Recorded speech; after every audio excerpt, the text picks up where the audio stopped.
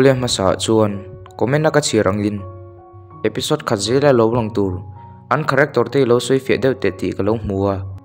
request ani angin an character tur te ka lo soi fe masa don ani masa bera kan hmu te pan hi ten ko le ichio ten ni a main character beran ni achi or zoki ichio ni in master le poita ni a achi or hi sai ni in ten ko chu control box sam purple ve thung hi ten ko ni in ichio zirtir lai me kani apathum na mi chu episode masa en ka chung kan sianga gui ki master bui khan ni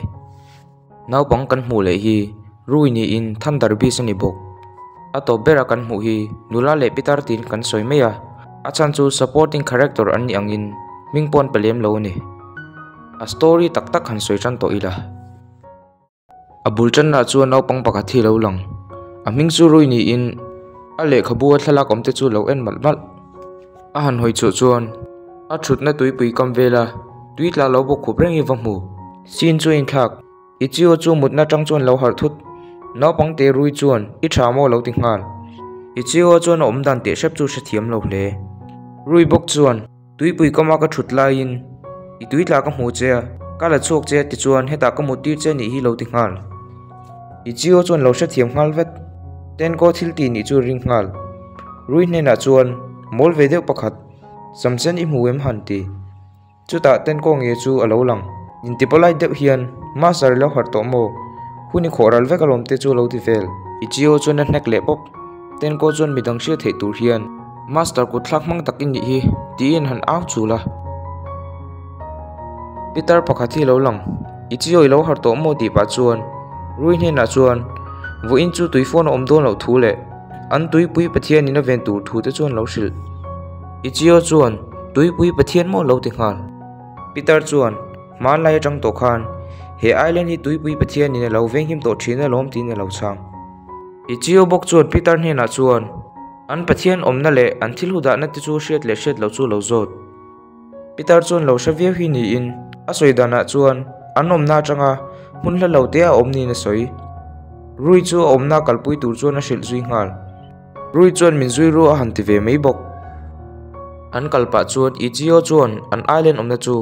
south japan mi nen anglo ti hleya nomati je thu te chu soi zui ngal sap sap chu ta ten ko chuan phur zet hian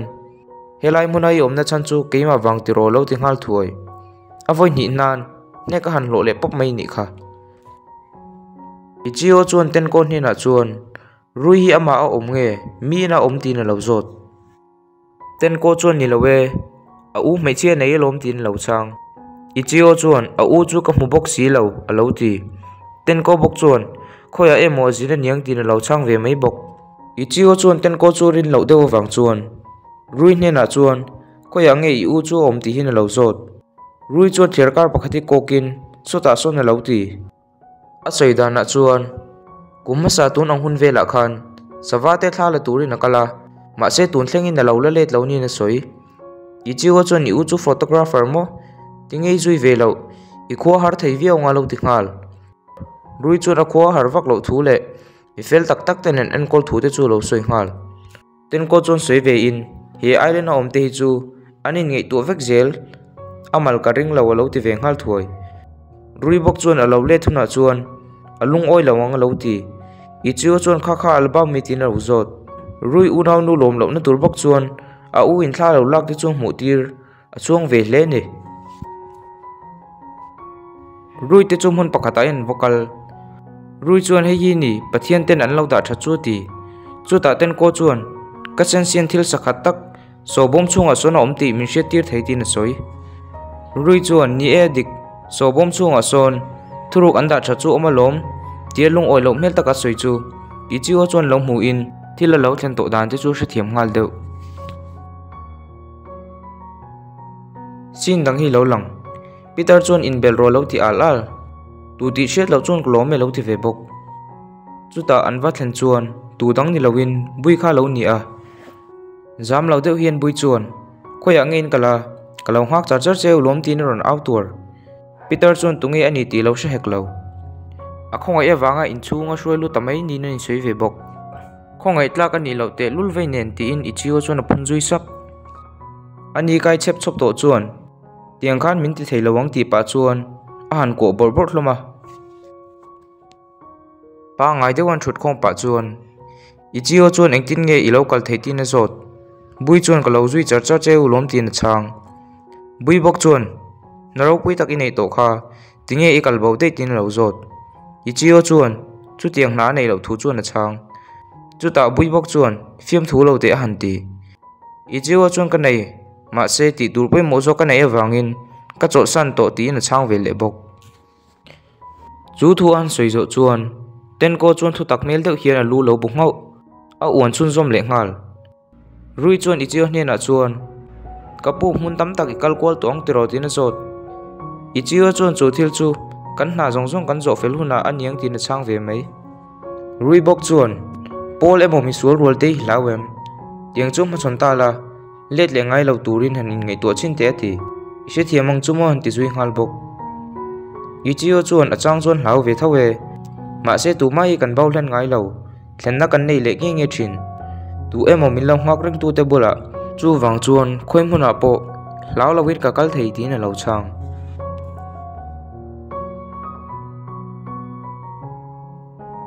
zan a han ni a bui chuan hna na sangang mai amut sia deuh pa bok nen amut thattir dana pianga a hnar vak vak zela chuan a magic chu hmanga a chu san hmak pon a han chok chu ten ko po lo om rem to ani po chu buyen harin em awanga lo mu thei lo ve tho ni a ichio chuan imu thei lo ve tho mi lo ti chu ta ten ko chuan or deuh hian mit po ka ching lo ti na lo chang ba ka chen ri ring deuh ka she zela khi thori ring deuh nen hian ai nang ti na lo chang bok chu tiang thil vel an soi mot mat lai chuan thil eng ti shet lo chu lo thlo in chung chu deng che tur be khi lo ni chu ta nu la pakathian zanreya tinge in chu discipline ka ngai poi mo je te chu in shet kha na pang nu le pa te thu lawa zana chu ruk ching te ka shamdal po in shefak ichio o ma champa chuan thil thleng tur chu ise thiam mang chu ti ro lo ti ichio chuan du tok te tourist man ni thu le anaw mi paina soi thu te chu lo sil nula chuan lo she thiam lo hle ka hun ma sa kha chuan naw mi pa ka nei lo ma se tu na chuan ka she lo tin a soi zui a chan chu rui u ti kan shiat nula hi u dik tak ni lowin ichio te ang thawa tui pui ranga chan chu ve ni a ama ero chu a u dik tak ni lo thung ichio chuan thila she thiam bel ta deu rui chu tui pui ka ma chuan a lo ding ran mai nula chuan thlipui na tak thok tur chu lo she thiam ngalin ina chuan an lu zoi ngal he thili min ti pui chuan in thil ti sual te kha ka ngai da mang cheu ti chuta ichio le then te chuan an thil ti sual chu she thiam lo je thian ti sual a an lo ti nula chuan an chuak ruai mo lo ti tho phang kha ni raincoat chu pengal kha ka ha ula ka thupek zomru ti zui muk tar le upate omna community center a kalangai thu te chu a hril zui ngal bok ingil nei hle mai tu na huna mi ngei tu thei ichio chuan lo ti chuta ten ko bok chu phur be rang hen lo ko level tho nula bok chuan ngei tu ba ka an omna huna kal hi num ti ve shim shima lo ti kalang ule ti pa chuan thlipui ka ra pon chu ngal thlipui chu lo na saviau peter chu local ve don le don lo an han zot le ani po chu local ve mai long an man tur te chuan siam zui sap sap community center ran vatlen chuan ten ko chuan thlamong deuh hian thil lo in pa pakhat la chuan bol cheu pa hian hei hi nia bon deuh ka ti kha long zong zong po ma in choi veka ni ti pa chuan ten ko chu kok mi pui te chu an thom lo ring hle chu ta ichio chu kil ka ta hi de lo thu reng nula chuan thil in tur hi lo pe ve ichio chuan alcohol tam le tam lo thu te chu lo zot ngal vat sang boi chuang lo chuan ichio bok chuan i om nam sa khan alcohol in ve thine ma lo tingal nula chuan a in ngai lo thu chuan lo sang ve mai bok nula bok chuan a pian na dik tak chu tokyo khopui japan an ni thu te chu lo sil kumma sa vela chau khan helai mun a yen om tan ni na soi bok ichio chuan rinoi noi le beng cheng hi ining ve thinem ti hen lo zot nula chuan an in lo thu le angai na thu chuan lo chang sui zui le in helai mun a i chuan tu po hi an lo welcome vek zela athlamuan thla ka lo ti zui bok nula chuan story shil zuin helai mun a ka kaltir khan thli le ruan na sa em a chuta kara na rapialin tuipui chuan katla kathidone mo katiman ma se wa nei thlak tak hian tuipui chuan waw ko ma hian min len hlol chuti lai chuan rui hian min lo hmu ni in nangni ang thau khan min lo chan chuak ve ta ni chuta ka tui tla ka han har chu chuan island a cheng te chuan min boi puina sa in min khongai em thin chu wang chu lom he island le tuipui ve him tu ka ni na chan tin a soibok ichio le ten ko chuan ngai thlak no man lo ti kher mai Peter hi lo lang le mun khata in lo om vek to elo lo ti rui an lo soi le ten ni hi ti in nulo hne na chuan a hril zui nula chuan ke mang tho khan mo lo ti ichio chuan nula kap jeu pa hian chu tiang chuan a hrethiam ve to meng chu tro han ti zui sap Peter chuan nula hi rui u ni hi lo ti chuta nula chu lung oi che loin rui chu nau dik tak ani lo thu le aron kalna po shet lo thu chuan a chang chuta Peter po chuan nula ruala rui chu local ve mo ti an soi zel chuan rui chu koi tanga local ngi tin sha thei ta lo an boi ta chap a local na chuan sha lo ve ve Peter bok chuan i thalak tam tak anei buk sia tin a chang nula chuan anuna chani ma wang le thalak te chu angai nat mel ema wang chuan a petamei ni na soibok koi tanga local ngi ni ti ten soi chuan ichio chuan ngun taken longai thlakeu thil chui tur nei tlat ani Putar chuan thli le ron na satak a thle tu chu ron soi nula chuan si ai lo tur chuan lo hril ve lombok ichio le a thian ten hena chuan chet vet an ngei thu te chu hril zui ngal ichio chuan ole ron ti ve ngal bok rui chu tuifon na satak kara chuan thil nga nei ni om takin a lo ding ran mai Peter chuan an ko tanin nga thu te chu hril zui ngal chuta nula chuan rui om lo ti hi lo hril ichio chuan a hrethiam ta ten ko chu signal zeuin asai thil ti theina chu ten ko chuan hmang ta ni mundanga chuan rui chu trekin lo choi kang a bek le khabu te chu thloin thunder bi sa chang tamai tuifon na sata kara chuan an va mu om dan chu mak an ti hle ichio chuan a har sat na chu lo hrethiam ngal thunder bi chuan ki pathum man nei thin ti ria chutia nei ve lo chu chan ni a ring chuta a man kal to na thil lu anda na chu chukin chuta om nge chu ring rui chu khongai em awang chuan ichio chuan vakal lak me tum ma se tui lo thiam bok si lo ten ko hian tui thiam lo ka puina i mo lo thi ma se khongai adi lo chuan ati lo tur thu chuan a hril zui ngal bui chuan khongai na dil mei tur chuan hril ve bok ichio chuan rui tor na te chu va hmuin khongai in min ti sakro han ti ve sham chuta ten ko chu kal no pa hian thatak poni te pe lo ti hian a lo soi le sham ani zonga serious tak tak thei lo ni hi ten ko chu abana ron phar chuak mosia iangin tuifon chu then tamak mai bui chuan mak le ro pui hi lo ti khop kalpo local thangam lo ichio chu tan hal awatlen chuan bom chunga chuan a lo om nge an lak fel nu chuan kal le mai in tum ma se tui chuan a lo bo khat le vek to rui chuan a lo be hlom hi ni in ten ko power chuan a lo dang ngal tui pui po chu par sang le in an tlan chuak thei ta ni ten ko chu thinrim ta tak tak ichio sai po chu ron ke pop alu a chuan ki pani lo trau ngal idu tak tak ani mo ti pa chuan rui chu bei ta chiam rui chu leng per lop mai le rui chu thinrim mel deuh hian atluk na tang chuan ron tho chhuat tum ten ko chu chung a lo ding ran to mai ichio chuan ten ko chu du tok tur chuan lo au ve bok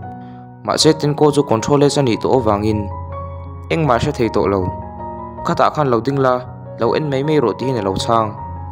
ten ko in thu tak jeta doi thil vel a han cham ko lai chuan ichio chuan a ke ran to leng lop ten ko thil ti lai po chu bam le ta vek mai ichio bok chuan rui ne na chuan a ki pathum chu peta a shil dan na chuan he ki pathuma pek nu hian he island ha hian a cheng chu zom thei to lawang ti hian a shil ma se rui chu lung oi lo mel le a dan tang chun a hre thei ichio chuan ma se idu chuan kabula poi local ve theyang a hanti chuta chi chuan rui chu hlim ta hle aki pathum chu pe a ani na dik taka chuan a changta chuta ten ko ichio hnunga tang chuan tu lai ramsa te mak jei chu olo ti sap sap an hole ta nula chuan an that lo thu le ramsa ken chu khoi mi nge ti hian lo zot ngal thoi ichio chuan tuifin det kara chan chu ani thu chuan lo soi ve mai bok nula bok chuan rui omna chu lo zot ye chiu chuan a that thu le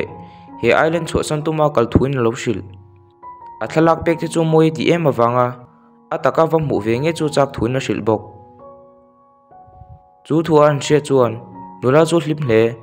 a chan chu a thil ton tak lim om tak tak te kha vasha vesela du wangin ani